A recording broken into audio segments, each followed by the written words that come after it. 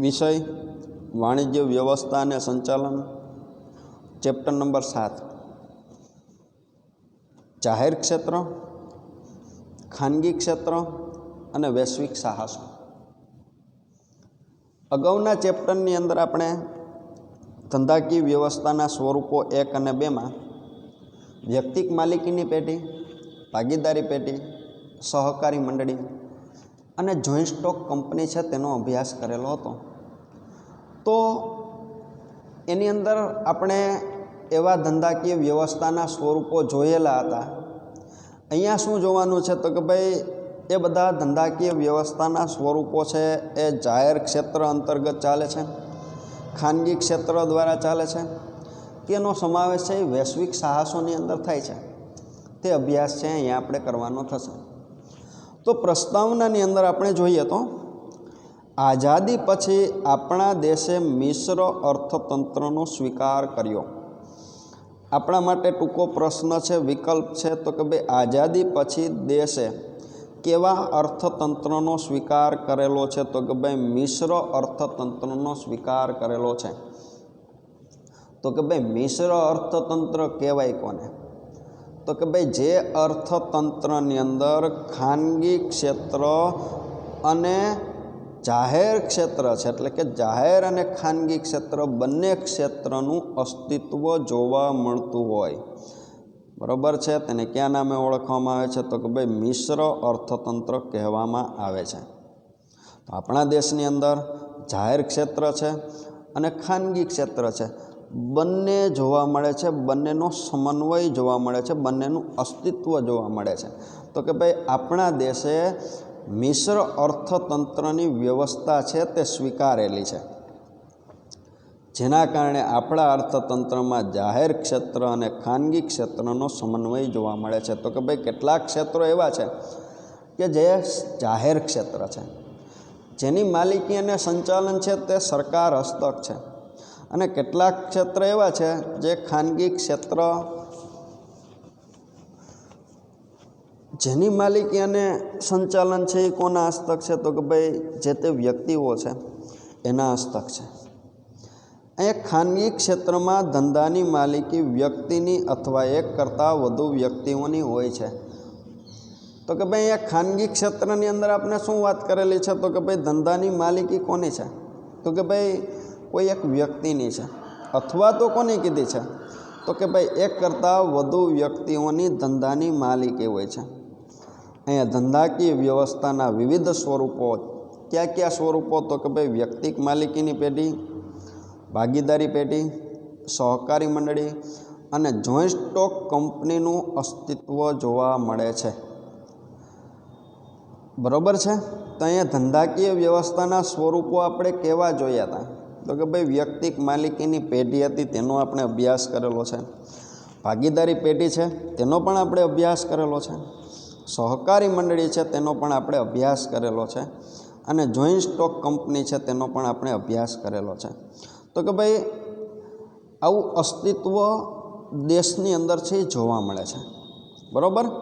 આગળ આપણે જોઈએ તો કીધું છે,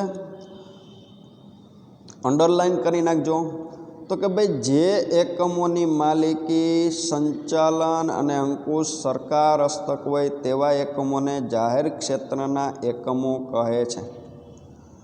તમને ટૂંકા પ્રશ્નની અંદર પૂછે તો કે ભાઈ જાહેર ક્ષેત્રના એકમો કોને કહેવાય તો કે ભાઈ જાહેર ક્ષેત્રના એકમો એટલે કે જે એકમોની માલિકી, જે એકમોનું સંચાલન અને જે એકમો છે એનું અંકુશ સરકાર હસ્તક હોય તેવા એકમોને જાહેર ક્ષેત્રના એકમો તરીકે ઓળખવામાં આવે છે. બરાબર છે? જે એકમોની માલિકી, જે એકમોનું સંચાલન અને જે એકમ છે એના ઉપર સરકાર છે એનું અંકુશ હોય. બરાબર છે? આ તમામ બાબતો છે સરકાર હસ્તક હોય તેવા એકમો છે એને કયા નામે ઓળખવામાં આવે છે તો કે ભાઈ જાહેર ક્ષેત્રના એકમો તરીકે ઓળખવામાં આવે છે. આવા એકમની અંશતઃ અથવા પૂરેપૂરી માલિકી કેન્દ્ર સરકારની હોય છે,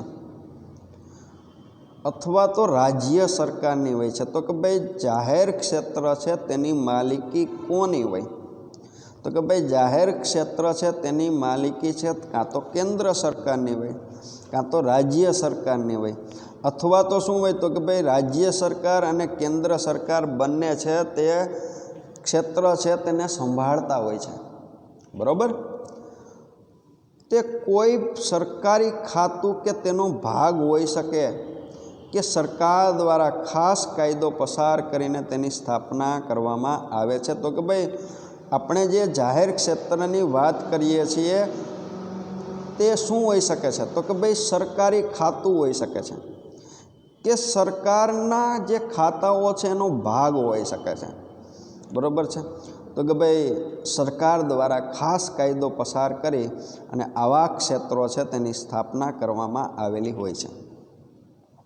સરકાર આવા જાહેર ક્ષેત્રના એકમ દ્વારા આર્થિક પ્રવૃત્તિઓમાં ભાગીદાર બને છે. તો કે ભાઈ સરકાર છે એ કેટલાક ક્ષેત્રો છે એ પોતાની પાસે રાખે છે, પોતાના હસ્તક રાખે છે. તેની પાછળનું કારણ શું છે?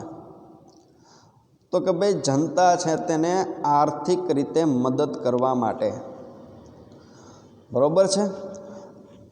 દેશની અંદર જે આર્થિક પ્રવૃત્તિ થાય છે એની અંદર ભાગીદાર બનવા માટે, દેશના વિકાસને વેગ આપવા માટે. બરાબર છે? તો કે ભાઈ જાહેર ક્ષેત્ર છે તેનું અસ્તિત્વ હોવું જરૂરી છે. અહીંયા 1956ની ઔદ્યોગિક નીતિમાં જાહેર ક્ષેત્ર માટે કેટલાક ખાસ હેતુઓ નક્કી કરાયા અને તે દ્વારા ઔદ્યોગિકરણ અને વિકાસને વેગ આપવાનું સ્વીકારાયું. તો કે ભાઈ અહીંયા 1956ની અંદર એટલે કે અહીંયા બીજી પંચવર્ષીય યોજનાની અંદર તો કે ભાઈ શું નક્કી થયું? તો કે ભાઈ ઔદ્યોગિકરણના વિકાસને વેગ આપવાનું નક્કી કરેલું હતું. બરાબર છે? તો કે ભાઈ ઉદ્યોગોનો વિકાસ થાય ને એવા પ્રયત્ન કરવા એવું નક્કી કરવામાં આવેલું હતું. ક્યારે? તો કે ભાઈ 1956માં. કેવી નીતિ ઘડાણી હતી? તો કે ભાઈ ઔદ્યોગિક નીતિ છે તે ઘડાણી હતી. એની અંદર આવું સ્વીકારવામાં આવેલું હતું. તો કે ભાઈ જાહેર ક્ષેત્રને ખાસ મહત્ત્વમાં આવ્યું, પણ સાથે સાથે ખાનગી ક્ષેત્ર અને જાહેર ક્ષેત્રની એકબીજા ઉપરની આધારિતતા પણ સ્વીકારાઈ હતી. તો કે ભાઈ 1956ની ઔદ્યોગિક નીતિ જાહેર થઈ તેમાં વધુ મહત્ત્વ કોને આપવામાં આવેલું હતું? તો કે ભાઈ જાહેર ક્ષેત્ર એને ખાસ મહત્ત્વ આપવામાં આવેલું હતું. અને સાથે સાથે ખાનગી ક્ષેત્ર અને જાહેર ક્ષેત્ર એકબીજા ઉપર આધારિત છે એ બાબત પણ સ્વીકારાઈ. અહીંયા 1991ની ઔદ્યોગિક નીતિમાં અગાઉ ઔદ્યોગિક નીતિઓ કરતાં ભારે પરિવર્તન છે એ જોવા મળ્યા. તો કે ભાઈ 1991ની ઔદ્યોગિક નીતિમાં અગાઉની જે ઔદ્યોગિક નીતિઓ હતી એના કરતાં મોટા પાયા પર પરિવર્તન જોવા મળ્યા. તો કે ભાઈ 1956ની અંદર જે ઔદ્યોગિક નીતિ ઘડાણી હતી એની અંદર શું થયું હતું? તો કે ભાઈ જાહેર ક્ષેત્ર છે તેને ખાસ મહત્ત્વ આપવામાં આવેલું હતું. પરંતુ અહીંયા વાત કરેલી છે તો કે ભાઈ 1991ની અંદર શું થયું? તો કે ભાઈ આર્થિક સુધારાઓ થયા. તો કે ભાઈ આ આર્થિક સુધારા થયા છે તેનો દેશ ઉપર પ્રભાવ પડેલો જોવા મળે છે, જેના પરિણામે દેશની અંદર પરિવર્તન થયેલું જોવા મળે છે. શેમાં? તો કે ભાઈ ઔદ્યોગિક નીતિમાં. જાહેર ક્ષેત્રમાં સરકારે પોતાનું રોકાણ ખાનગી ક્ષેત્રને જરૂરિયાત મુજબ વેચવાની શરૂઆત કરી અને ખાનગી ક્ષેત્રને વધુ સ્વાયત્તતા આપવાનું સ્વીકાર્યું. તો કે ભાઈ 1991 પછી દેશની અંદર ખાનગીકરણ આવ્યું, દેશની અંદર ઉદારીકરણ આવ્યું અને દેશની અંદર વૈશ્વિકીકરણ આવ્યું. વૈશ્વિકીકરણથી શું થયું? તો કે ભાઈ વિશ્વના અર્થતંત્રને દેશના અર્થતંત્ર સાથે જોડવું. આવું પરિવર્તન છે ને ભાઈ એ 1991ની અંદર આવેલું હતું. પછી તો કે ભાઈ ખાનગીકરણથી શું થયું? તો કે ભાઈ જાહેર સાહસો છે તેની માલિકી છે એ ખાનગી એકમોને સોંપી. આવી રીતના ખાનગીકરણ થવા લાગ્યું. અને ઉદારીકરણ એટલે શું? તો કે ભાઈ જે કોઈ વ્યક્તિ છે એણે ઉદ્યોગની સ્થાપના કરવી હોય તો સરળતાથી સરકાર છે એને પરવાનગી આપે છે. તો કે ભાઈ આવી નીતિઓ છે ને એ ઘડવામાં આવેલી છે, બરાબર છે. તો અહીંયા જાહેર ક્ષેત્રની અંદર સરકારે પોતાનું રોકાણ ખાનગી ક્ષેત્રને જરૂરિયાત મુજબ વેચવાની શરૂઆત છે એ કરી ક્યારથી, તો કે ભાઈ 1991 પછી, અને ખાનગી ક્ષેત્ર છે એને સ્વતંત્રતા આપવાનું સ્વીકાર્યું. એ પોતે એની રીતે નિર્ણય લઈ શકે, જે તે ક્ષેત્રો છે એને પોતે પોતાની રીતે ચલાવે એવી એને સ્વતંત્રતા આપવામાં આવેલી છે, બરાબર છે. તો અહીંયા પ્રસ્તાવના છે તે પૂરી થઈ છે. તો આગળ આપણે જોઈએ તો જાહેર ક્ષેત્ર એનો અર્થ આપેલો છે. તો કે ભાઈ જે એકમોની માલિકી, સંચાલન અને અંકુશ સરકાર હસ્તક હોય તેને જાહેર ક્ષેત્રના સાહસો કહે છે, બરાબર. તો કે જાહેર ક્ષેત્ર કહેવાય કોને?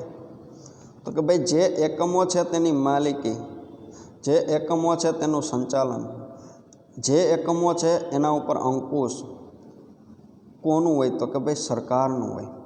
કોના હસ્તક હોય? તો કે સરકાર હસ્તક હોય. તેને ક્યાં નામે ઓળખવામાં આવે છે? તો કે તેને જાહેર ક્ષેત્રના સાહસ તરીકે ઓળખવામાં આવે છે, બરાબર છે. અહીંયા પ્રશ્ન છે તે આપણે 5 માર્ક્સની અંદર પૂછે. શું પૂછે? તો કે ભાઈ જાહેર ક્ષેત્ર કોને કહેવાય? તેના લક્ષણો સમજાવો. તો એના લક્ષણની અંદર નંબર પહેલો કીધો છે મૂળભૂત ઉદ્યોગોની સ્થાપના. કેવા ઉદ્યોગોની સ્થાપનાની વાત કરેલી છે? તો કે ભાઈ મૂળભૂત ઉદ્યોગોની સ્થાપનાની. તો એમાં તો કે જાહેર સાહસો સ્થાપવા પાછળનો હેતુ ઝડપી ઔદ્યોગિકરણ માટે પાયાની સુવિધાઓ ઊભી કરવાનો છે.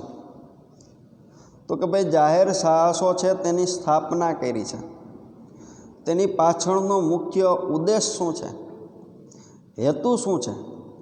તો કે ભાઈ ઔદ્યોગિકરણ માટે પાયાની સુવિધાઓ પૂરી પાડવી. તો કે ભાઈ પાયાની સુવિધાઓમાં શેનો સમાવેશ થાય? તો કે ભાઈ રસ્તાનો સમાવેશ થાય, વીજળીનો સમાવેશ થાય, વાહન વ્યવહાર છે, સંદેશા વ્યવહાર છે, પાણી છે, આ બધી બાબતોનો એની અંદર સમાવેશ થાય છે, બરાબર. તો કે ભાઈ જાહેર સાહસો સ્થાપવા પાછળનો હેતુ તો કે ભાઈ ઝડપી ઔદ્યોગિકરણ માટે પાયાની સુવિધાઓ પૂરી પાડવાનો હેતુ છે, જે માટે ખૂબ મોટા પાયા પર રોકાણ કરવું જરૂરી બને છે. તો કે ભાઈ જાહેર સાહસો છે, જાહેર ક્ષેત્ર છે, એને ચલાવવું છે તો એના માટે શું જરૂરી બનશે? તો કે ભાઈ મોટા પાયા પર રોકાણ કરવું જરૂરી બની જાય છે. શા માટે? તો કે ભાઈ અહીંયા પાયાની સુવિધાઓ છે એ અર્થતંત્રની અંદર ઊભી કરવાની છે, બરાબર છે. તો આઝાદી પછીના સમયમાં ખૂબ મોટા પાયે રોકાણ કરવું ખાનગી ઉદ્યોગો માટે મુશ્કેલ હતું. તો કે ભાઈ સરકારે દેશ આઝાદ થયો ત્યારે શા માટે જાહેર ક્ષેત્રો સ્થાપવાનું વિચાર કરેલ હતો?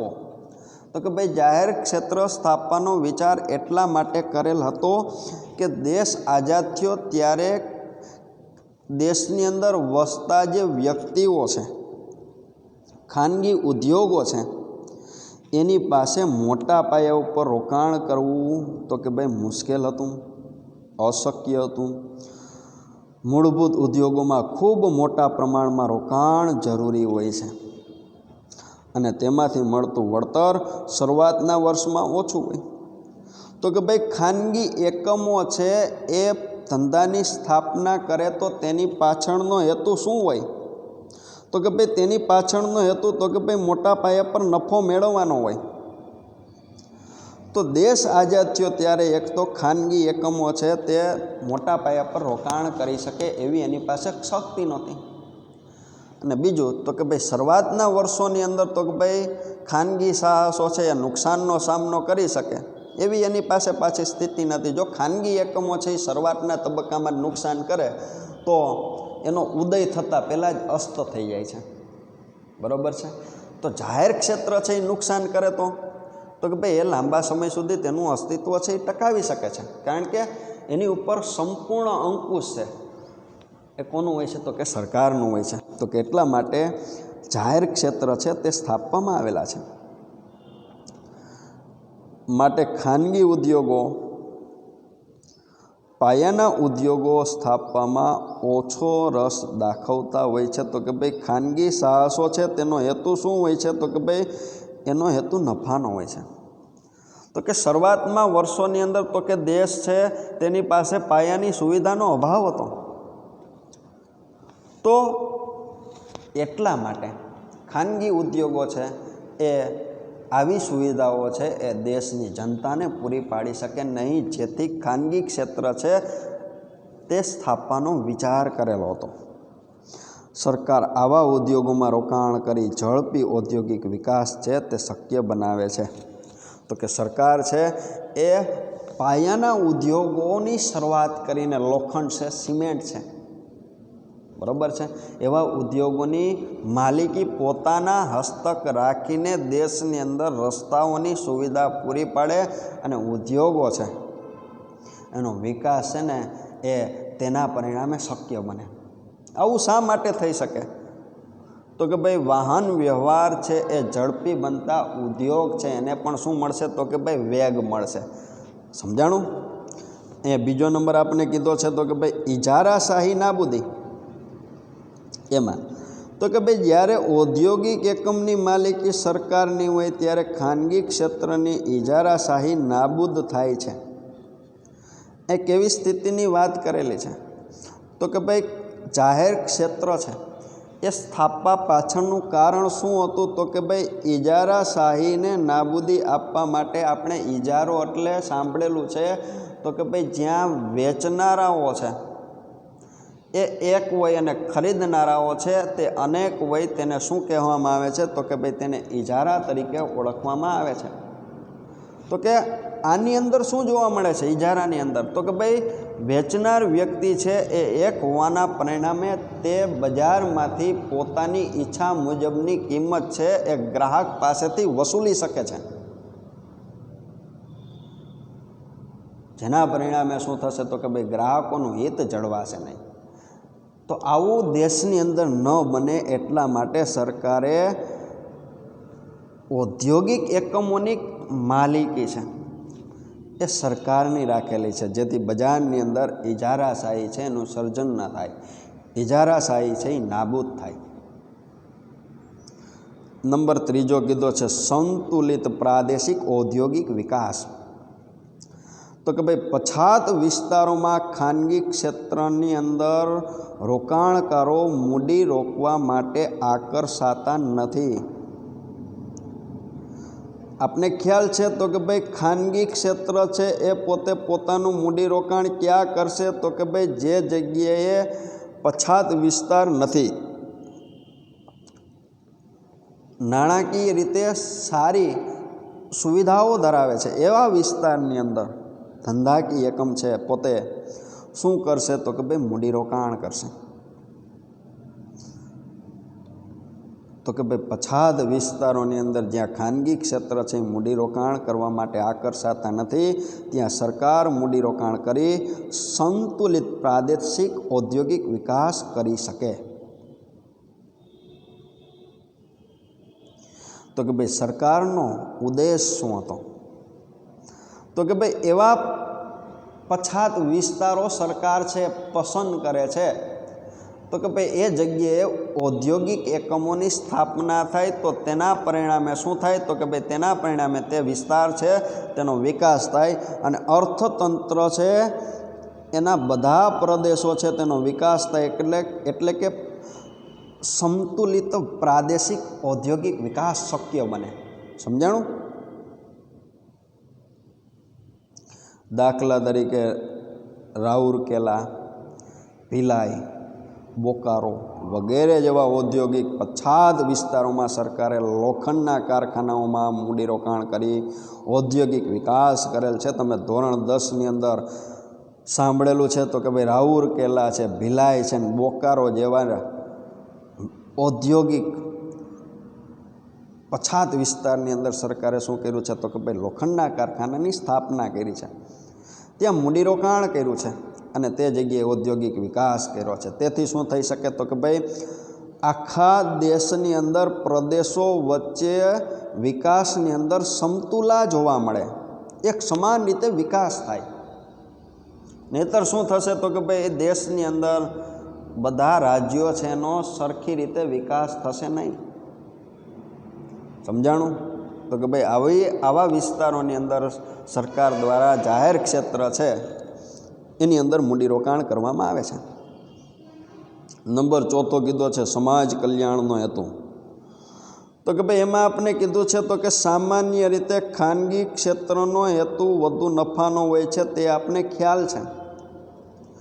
તો કે ભાઈ ખાનગી ક્ષેત્ર છે એ એના ધંધાની સ્થાપના કરે છે, તો ધંધો સ્થાપેલો છે તો એની પાછળનું કારણ શું છે? તો કે ભાઈ એની પાછળનું કારણ એનો હેતુ નફાનો છે. અને જ્યારે જાહેર ક્ષેત્રનો હેતુ નફાની સાથે સાથે સમાજ કલ્યાણનો પણ છે. તો કે ભાઈ જાહેર ક્ષેત્રનો હેતુ શું છે? તો કે ભાઈ નફો તો કરવાનો છે, પરંતુ સાથે શું કરવાનું છે? તો કે ભાઈ સમાજનું કલ્યાણ થાય એ એનો હેતુ હોય છે. સમાજના બધા જ વર્ગને કોઈ પણ પ્રકારના ભેદભાવ વગર જાહેર સાહસો છે તે સેવાઓ છે તે પૂરી પાડે છે. બરાબર છે? કારણ કે ખાનગી ક્ષેત્ર છે એનો હેતુ નફાનો હોવાના પરિણામે જાહેર જનતા છે, ગ્રાહક વર્ગ છે, તેના હિતોનું રક્ષણ છે એ થતું જોવા મળતું નથી. એનું મોટા પાયે પણ શોષણ થાય છે ભાઈ. અને જાહેર ક્ષેત્રને પરિણામે શું થશે? તો કે ભાઈ સમાજ કલ્યાણનું સર્જન થશે. સાથે સાથે તો કે ભાઈ કોઈ પણ પ્રકારના ભેદભાવ વગર દેશની જનતા છે એ જાહેર સાહસો દ્વારા આપવામાં આવતી સેવાઓ છે તેનો પોતે લાભ છે તે લઈ શકશે. ઔદ્યોગિકરણને વેગ આપવા માટે પાયાના ઉદ્યોગોમાં જાહેર સાહસો મોટા પાયા પર કામ કરે છે અને ઔદ્યોગિકરણને વેગ આપી સમગ્ર સમાજનું કલ્યાણ કરે છે. અહીંયા પાયાના ઉદ્યોગોમાં જાહેર સાહસો મોટા પાયા પર કામ કરતા. તો કે ભાઈ આવું શા માટે? તો કે ભાઈ એક તો ઔદ્યોગિકરણને વેગ આપી શકાય એટલા માટે, અને બીજું તો કે ભાઈ સમાજનું કલ્યાણ કરી શકાય એટલા માટે. દેશની અંદર પાયાની સુવિધાઓ છે પૂરી પાડી શકાય એટલા માટે. આપને ખ્યાલ છે તો કે ભાઈ સરકાર છે અગાઉના વર્ષોની અંદર તો કે ભાઈ પાણીના સંગ્રહ માટે જે મોટા ડેમ બંધાતા હતા એ પણ સરકાર દ્વારા એને બનાવવામાં આવેલા છે. લોખંડ ઉદ્યોગ છે, પોલાદ ઉદ્યોગ છે, સિમેન્ટ ઉદ્યોગ છે, સરકાર દ્વારા ચલાવવામાં આવતા હતા. હમણાં સુધી તો કે ભાઈ પેટ્રોલિયમ પેદાશો પર પણ સરકારનો અંકુશ હતો. આવું શા માટે? તો કે ભાઈ આ બધું સરકાર હસ્તક હોય તો સરકાર નુકસાન કરીને પણ, ઓછો નફો કરીને પણ પબ્લિક છે તેને પાયાની સુવિધા છે તે પૂરી પાડી શકે. સમજાણું? અને જેનાથી શું થાય? તો કે ભાઈ સમાજ છે તેનું કલ્યાણ થાય. નંબર અહીંયા 5મો આપને આપેલો છે નફાનું નીચું ધોરણ. તો કે ભાઈ જાહેર ક્ષેત્ર બહુ જ ઓછા નફાના ધોરણથી પોતાની સેવાઓ પૂરી પાડે છે. શરૂઆતના સમયમાં તો જાહેર ક્ષેત્ર નુકસાન કરે તો પણ સરકાર તે ચલાવી લેતી હતી. તો કે ભાઈ જાહેર ક્ષેત્ર છે એનું નફાનું ધોરણ છે એ નીચું છે, કારણ કે બહુ ઓછા નફાથી પબ્લિક છે એને સેવા પૂરી પાડે છે. દેશ આઝાદ થયો ત્યારે શરૂઆતના સમયની અંદર જાહેર ક્ષેત્ર છે ને ભાઈ એ નુકસાન પણ કરતી હતી, અને એ પણ પોતે ચલાવતી હતી.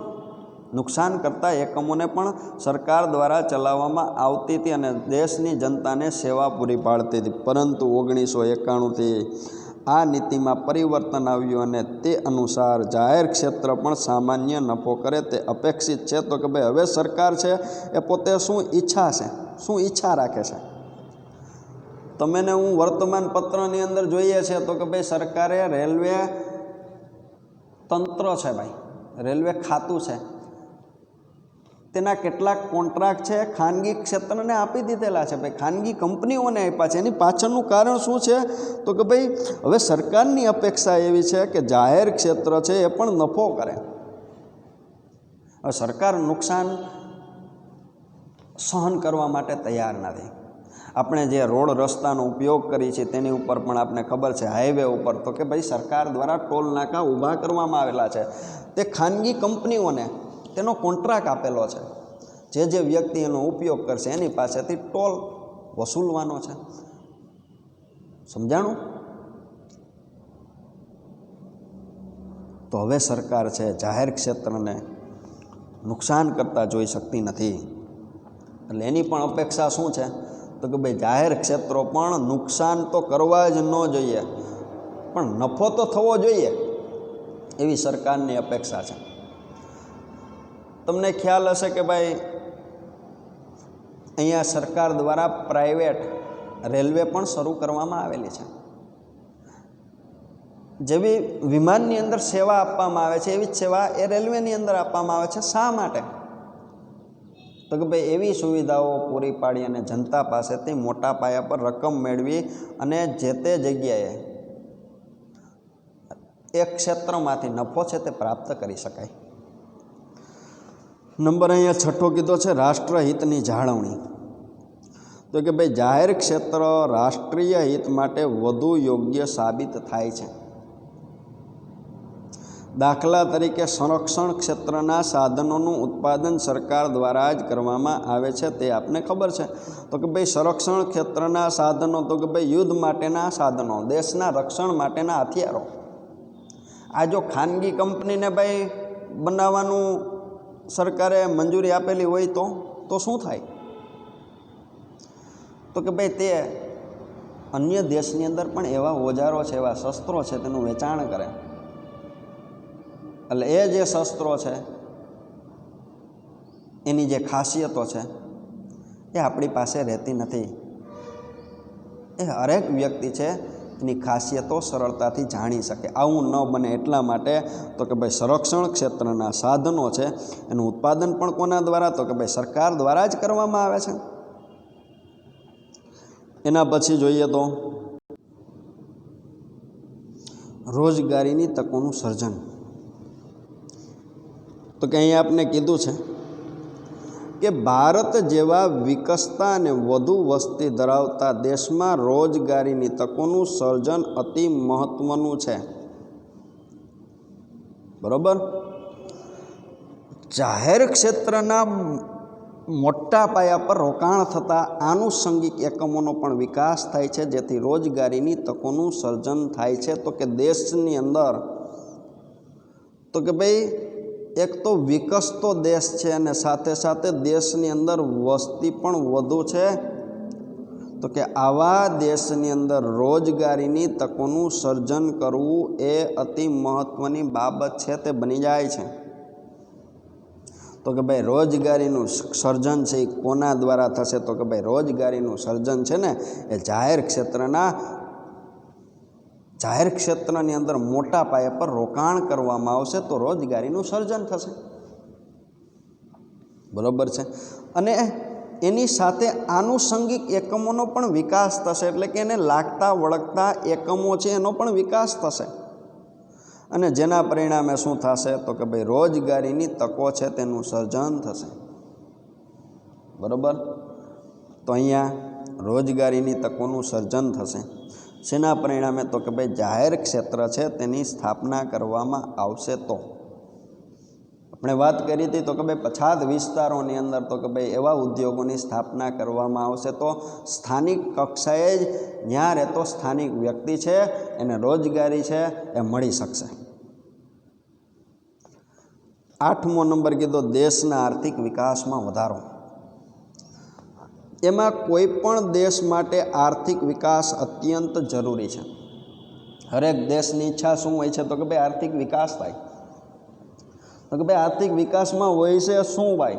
તો કે ભાઈ આર્થિક વિકાસની અંદર રાષ્ટ્રીય આવકની અંદર વધારો થાય, માથાદીઠ આવકની અંદર વધારો થાય, લોકો છે તેના જીવન ધોરણની અંદર સુધારો થાય. જીવન ધોરણની અંદર સુધારો થવો એટલે શું? તો કે ભાઈ શિક્ષણની સારી વ્યવસ્થા છે એને મળી રહે, આરોગ્યની સારી એવી સેવાઓ છે તે પોતે પ્રાપ્ત કરી શકે, સારી દાક્તરી સેવા છે પોતે પ્રાપ્ત કરી શકે, સારા રહેણાંકની અંદર પોતે વસવાટ કરી શકે અને ઉચ્ચ ગુણવત્તાયુક્ત જીવન છે એ પોતે જીવી શકે. તો કે ભાઈ આને આર્થિક વિકાસ થયો કહેવાય. તો આર્થિક વિકાસ ક્યારે થશે? તો કે ભાઈ જાહેર ક્ષેત્ર ઉદ્યોગ માટે જરૂરી પાયાની સુવિધાઓનું સર્જન કરે છે. તો કે અર્થતંત્રની અંદર જાહેર ક્ષેત્ર શું કામ કરે છે? તો કે ભાઈ પાયાની સુવિધાઓ છે એ દેશની જનતાને અને ઉદ્યોગોને પૂરા પાડે છે, જેના કારણે શું થશે? તો કે ભાઈ નવા ઉદ્યોગોનો વિકાસ શક્ય બને છે. આમ દેશનો આર્થિક વિકાસ સતત ને સતત વધતો રહે છે. એટલા માટે જાહેર ક્ષેત્ર છે તેની આવશ્યકતા છે. 9મો નંબર આપણે કીધો છે એમાં તો કે ભાઈ સામાજિક અને આર્થિક ન્યાય. જાહેર ક્ષેત્રનું સંચાલન સરકાર હસ્તક હોય છે, માટે સરકારની નીતિઓનું પાલન કરવું ફરજિયાત બને છે. તો કે ભાઈ જાહેર ક્ષેત્રનું સંચાલન કોના દ્વારા થાય છે? તો કે ભાઈ સરકાર દ્વારા થાય છે. જેથી શું જરૂરી છે? તો કે ભાઈ સરકારની નીતિ છે તેનું પાલન કરવું એ જરૂરી બની જાય છે.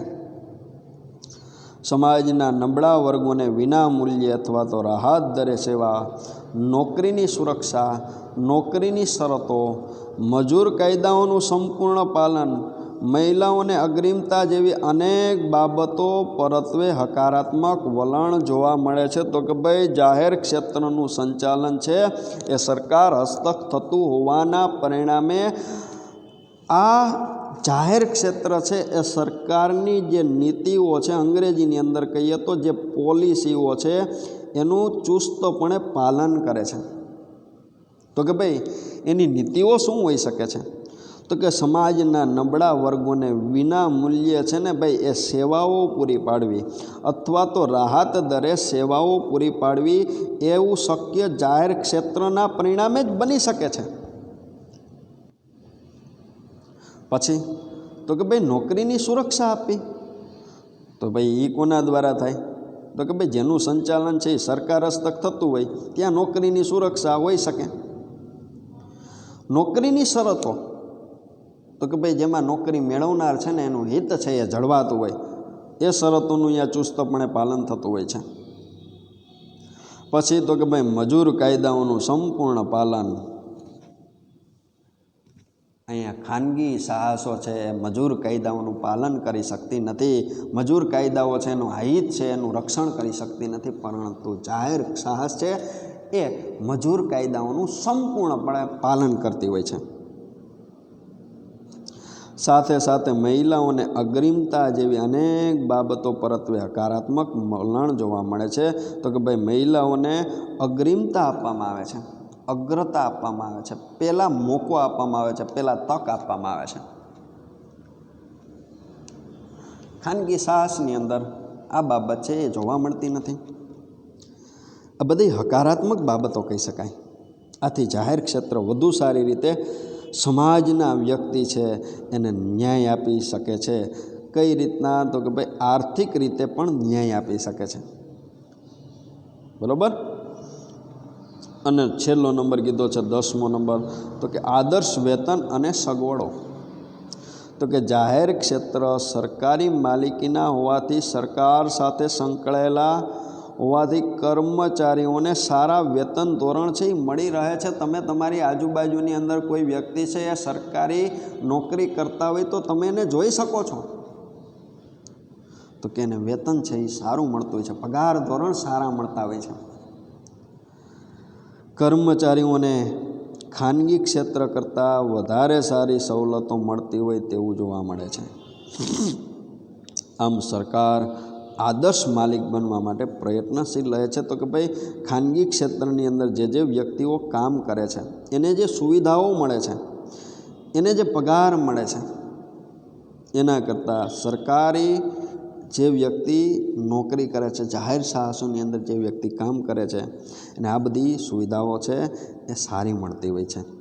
આને શું કહી શકાય? તો કે ભાઈ આદર્શ વેતન કહી શકાય, સારી સુવિધાઓ કહી શકાય. અને સરકાર પોતે આદર્શ માલિક બનવા માટે હર હંમેશને માટે પ્રયત્નશીલ રહેતી હોય છે. બરાબર છે? તો અહીં આપણો પ્રશ્ન છે તે પૂરો થાય છે. પ્રશ્ન શું હતો? તો કે જાહેર ક્ષેત્ર કોને કહેવાય ને તેના લક્ષણો. આ પ્રશ્ન છે એ આપણે 5 માર્ક્સની અંદર પૂછી શકાય છે. બરાબર? તો અહીંયા પ્રશ્ન પૂરો અને અહીંયા આપણો લેક્ચર છે તે પણ પૂરો કરીએ છીએ.